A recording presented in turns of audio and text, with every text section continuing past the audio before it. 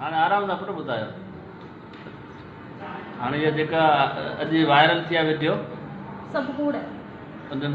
उन video viral में ख़ुदकुशी पई थिए कोशिशि पई थिए तव्हां पंहिंजे मुड़ुस सां ख़ुशि आहियो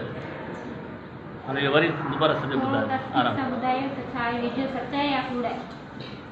इहो कहिड़ो रीज़न आहे जेको चओ तव्हां पंहिंजे दिलि सां ॿुधाए छॾियो आराम सां भई सुकून सां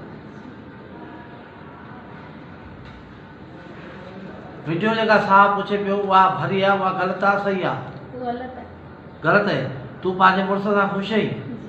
को तोते तशदुद या को करे थो को विढ़े थो को बि कोन थो चवे न तूं पंहिंजे मुड़ुस सां घर में ख़ुशि वेठी को पीउ माउ मां को तंग करे थो कोई केर कुछ भी कोन कंदो इन पासे जा ॿार खड़ा हणंदा आहिनि खड़ा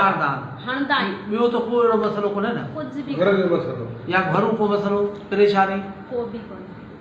उन नंढड़े ॿारनि खे मने कयल तव्हां भित ते चढ़िया तॾहिं आउं चढ़ी हुअसि हिननि खे मूं इहो ई पियो चयो मूंखे वञणु ॾियो बाबा वटि वञणु ॾियो ऐं बाबा खे ॿुधायां थी छो पिया खड़ा हणनि उहो ॿुधाइण लाइ आउं मथे चढ़ीसि हिननि मूंखे चयो हेठि लही अचु मूं चयो कोन लहंदसि ऐं बाबा खे ॿुधाए पोइ लहंदसि अगरि तव्हां मूंखे रोकियो आहे त आउं पंहिंजो हथु वठी छॾंदसि ऐं हिननि खे मूंखे चवणु ॾियो ऐं चवंदसि बाबे खे तव्हां मतिलबु ॿारनि खे मना करण जे लाइ हुनखे भित ते हिननि चढ़िया मूंखे चयो तूं ना चढ़ चढ़ंदे तोखे गाॾी ॾींदियूं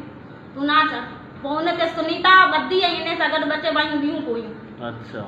उन्हनि सभिनि गारियूं ॾिनियूं तव्हांजे बयान जो वरी हुननि ग़लति रंग जो इस्तेमालु ग़लति तरीक़े सां ई वीडियो बि ख़बर कंहिं ठाहियो जंहिं ठाहियो त हुनखे चले न हरूभरू कूड़ा विझा छो पिया हले जॾहिं आउं पंहिंजी ज़िंदगी में ख़ुशि आहियां पोइ छो पिया तंग करे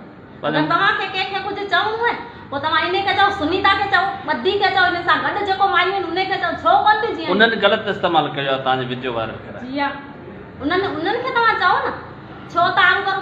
ॿारनि खे चवे छो था ज़लील कर